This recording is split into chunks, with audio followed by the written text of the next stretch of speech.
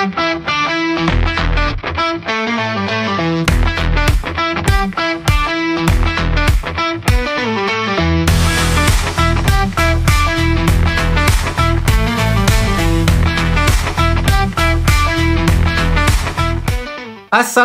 warahmatullahi wabarakatuh. Halo Sobat Balapmania, selamat datang kembali ke channel 35 Saputra.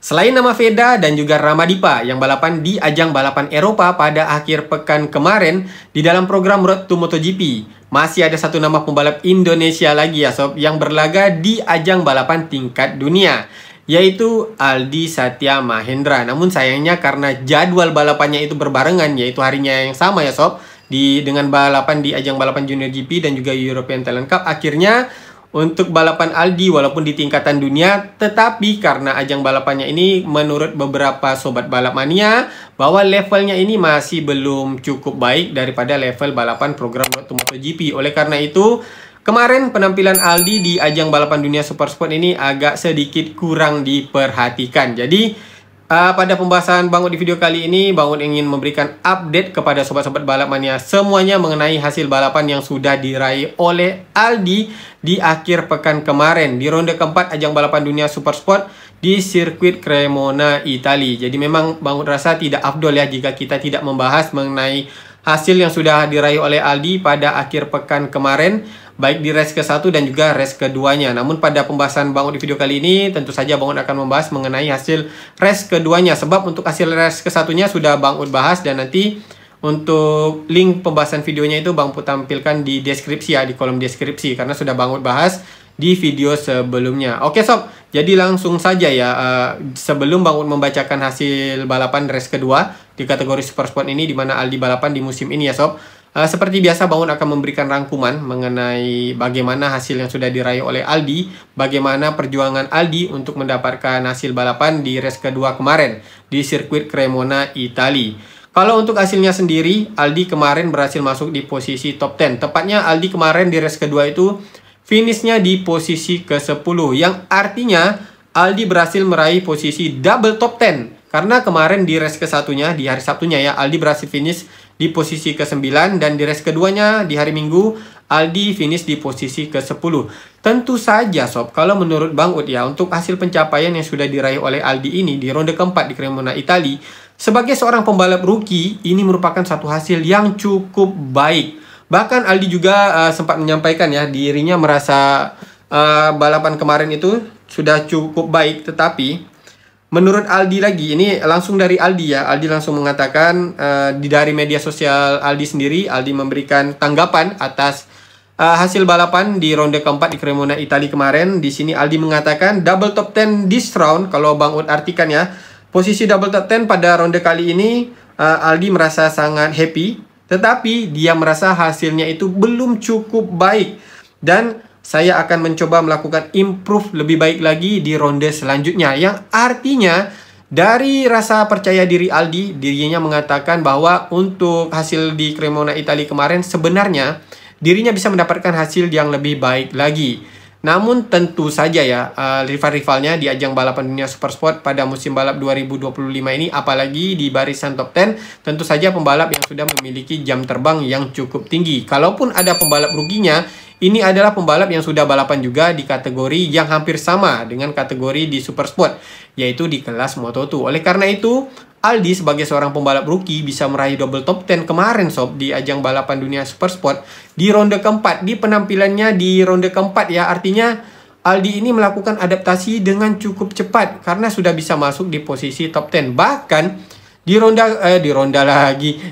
ini kenapa Bang jadi kesana ronda pula ya. Oke, di ronde ketiga kemarin ya di Assen Belanda, Aldi ini sempat masuk ke posisi 3 besar untuk memperebutkan posisi podium. Namun sayangnya ya, seperti yang Bang bahas pada video sebelumnya, bahwa Aldi ini mengalami insiden yang menyebabkan Aldi akhirnya tidak berhasil mendapatkan podium pada balapan di Assen Belanda kemarin. Tetapi dengan pencapaian Aldi kemarin di Assen Belanda yang bisa bertarung di barisan depan, artinya kepercayaan diri Aldi ini sudah sampai pada bahwa dirinya bisa bersaing untuk memperebutkan posisi podium di ajang balapan dunia Supersport. Oleh karena itu kenapa Bang Ud memahami ya, Aldi sampai memberikan pernyataan bahwa balapan kemarin adalah balapan yang cukup menyenangkan bagi Aldi, tetapi dirinya merasa hasilnya itu masih belum cukup baik. Padahal secara logikanya untuk pembalap rookie ini, hasil Aldi ini sudah merupakan hasil yang cukup baik. Tetapi memang kalau dinilai lagi sob, untuk Aldi sendiri ya,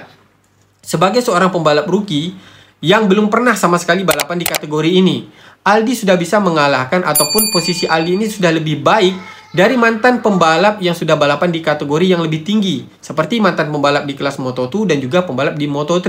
Bahkan pembalap yang balapan di Superbike dan kemudian turun di kategori Supersport ya, Aldi malahan bisa lebih baik dari pembalap-pembalap ini. Contohnya saja ya sob, contohnya saja, Aldi kemarin kan, untuk balapannya itu dari ronde pertama, 2, dan 3 yang sudah dilaksanakan di Australia pertama, di Phillip Island, kemudian di Portimao Portugal ronde keduanya, kemudian di Assen Belanda ronde ketiga, dan Cremona Italia yang terakhir kemarin ronde keempatnya.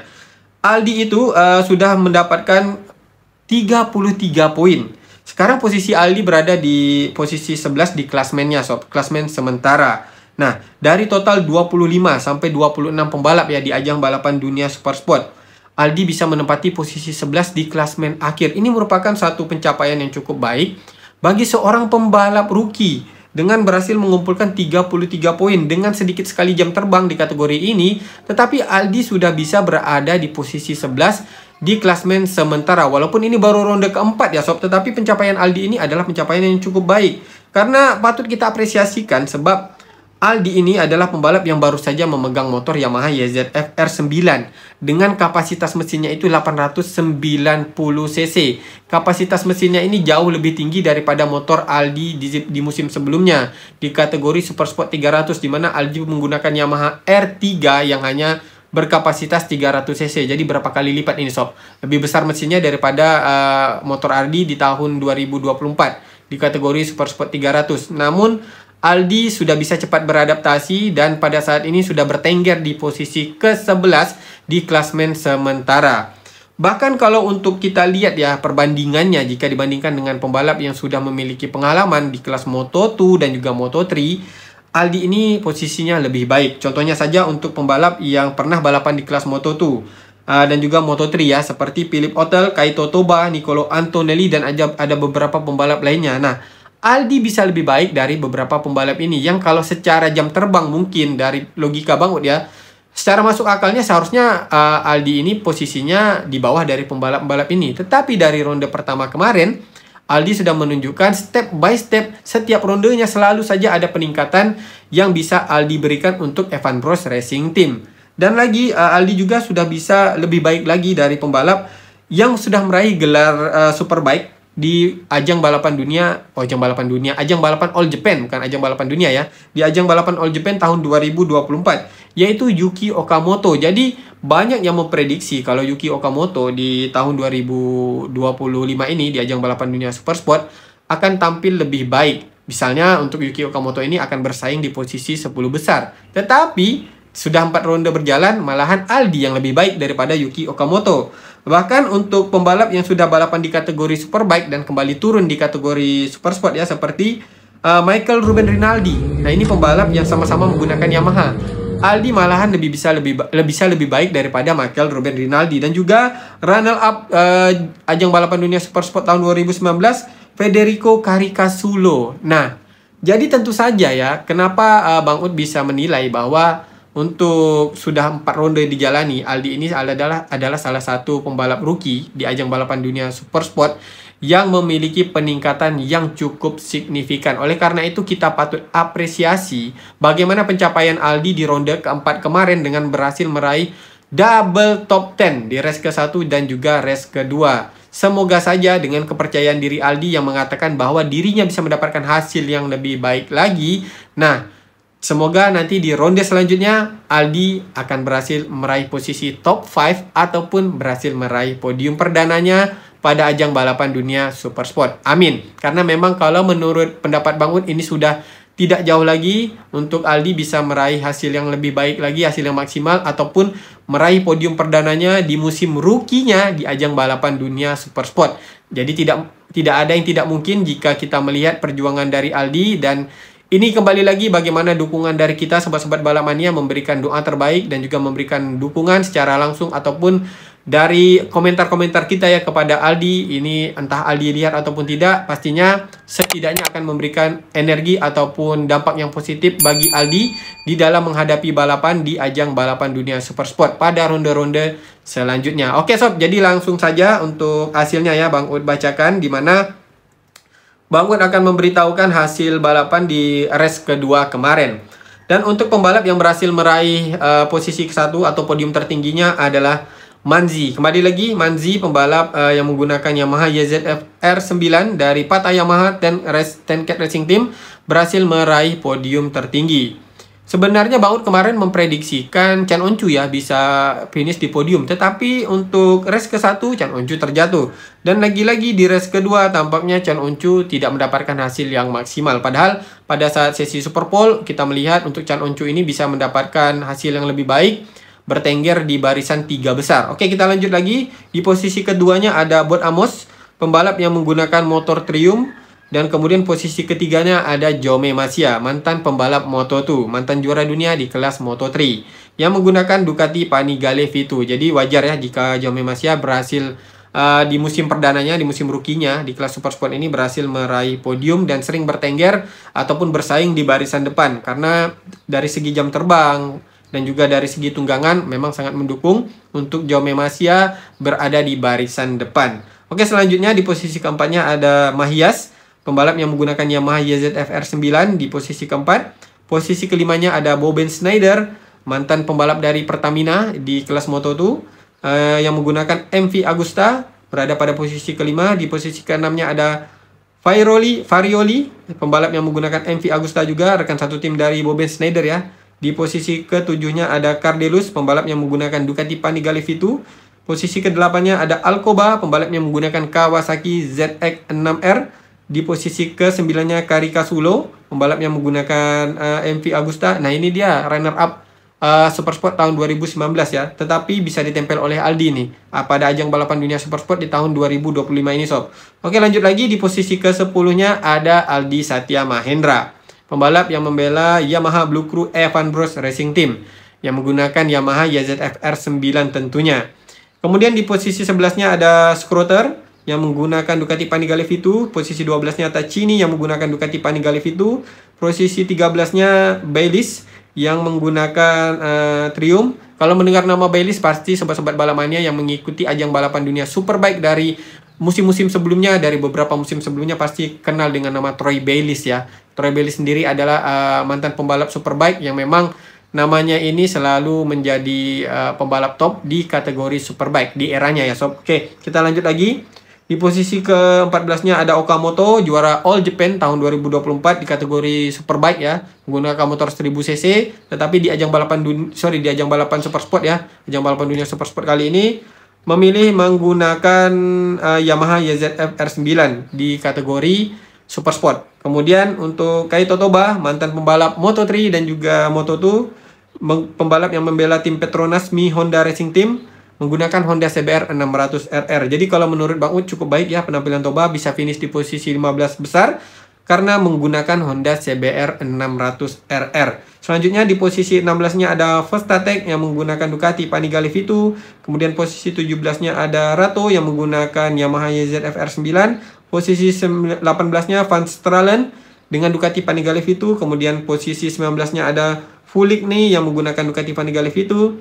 Posisi 20-nya ada Michael Ruben Rinaldi. Ini penampilan yang cukup mengejutkan dari awal ronde ya dari Michael Ruben Rinaldi, karena sulit dia bersaing di barisan tengah. Padahal di kategori Superbike untuk Rinaldi ini sering menjadi ancaman di barisan depan. Tetapi ketika turun ke level Super Sport malahan untuk bersaing di barisan tengah saja agak kesulitan. Oke, untuk Ruben Rinaldi pembalap yang menggunakan Yamaha YZF R9. Posisi 21-nya ada De Onofrio, pembalap yang menggunakan Ducati Panigale V2. Posisi 22-nya ada De Rosa, pembalap yang menggunakan QG Motor, pembalap yang menggunakan motor dari Cina ini sob. Mochin ya, tetapi bisa bersaing di ajang balapan tingkat dunia. Jadi Bang Ud apresiasi juga untuk pabrikan Cina ini karena berani bersaing di ajang balapan tingkatan dunia. Oke, selanjutnya posisi 23-nya ada Montero, pembalap yang menggunakan Ducati Panigale V2, dan posisi 24-nya Verdoria yang menggunakan MP Agusta. Nah, jadi itulah dia pembalap yang berhasil finish di ajang balapan dunia Supersport di race keduanya pada ronde keempat yang dilaksanakan di Cremona, Italia. Hanya 2 pembalap yang berhasil finish dan Aldi berhasil masuk di posisi 10 besar. Nah, oke, itu dia sob, jadi ya untuk hasil balapannya, dimana untuk balapan kemarin, menurut Bang Ud, pencapaian yang cukup baik untuk Aldi dengan berhasil meraih double top 10 di ronde keempat ajang balapan Cremona, Italia. Semoga saja hasil ini akan memotivasi Aldi untuk mendapatkan hasil yang lebih baik lagi di ronde kelima nanti. Amin ya sob. Oke, jadi mungkin sampai di sini dulu ya sob pembahasan dari Bang Ud mengenai Aldi. Insya Allah nanti Bang Ud akan kembali lagi update mengenai pembalap-pembalap Indonesia lainnya di ajang balapan tingkat dunia hingga ajang balapan program Road to MotoGP, karena pastinya kita ingin mendukung, ingin melihat pembalap Indonesia bisa sampai di ajang balapan Grand Prix di kategori MotoGP di kelas utamanya.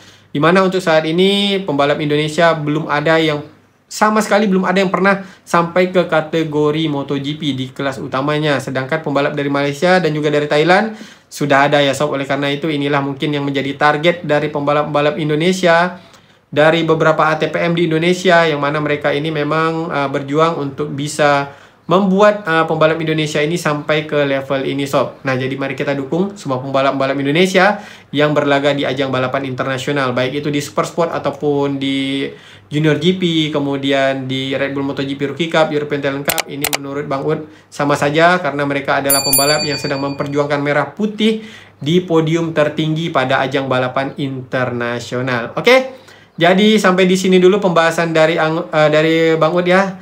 Semoga saja apa yang Bang Ud sampaikan ini bisa bermanfaat dan juga berkenan bagi sobat-sobat balap mania semuanya. Apabila ada kesalahan di dalam penyampaian Bang Ud di video kali ini, Bang Ud mohon maaf yang sebesar-besarnya, karena tentu saja Bang Ud adalah tempatnya kesalahan, sedangkan kesempurnaan hanyalah milik Allah Subhanahu wa taala. Akhir kata Bang Ud ucapkan assalamualaikum warahmatullahi wabarakatuh. Salam balap mania.